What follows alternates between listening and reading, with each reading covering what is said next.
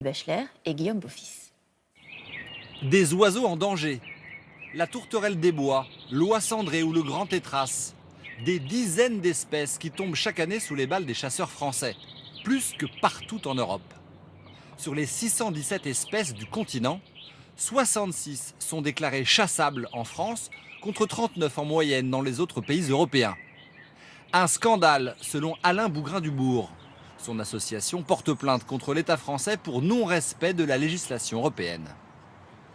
Sur tous les oiseaux chassés en France, vous avez près d'une vingtaine d'espèces qui sont à l'agonie.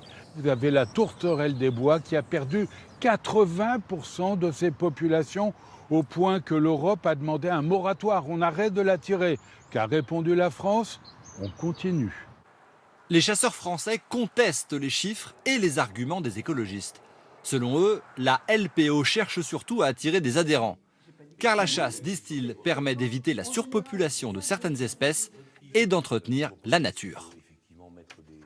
Si les chasseurs français n'avaient pas été aussi nombreux, comment on aurait sauvé les zones humides? Comment on aurait sauvé les forêts? C'est nous qui travaillons tous les jours là-dessus. 78 millions d'heures bénévoles passées par les chasseurs pour s'occuper de la nature. Pas pour tenir un fusil, pour s'occuper des territoires.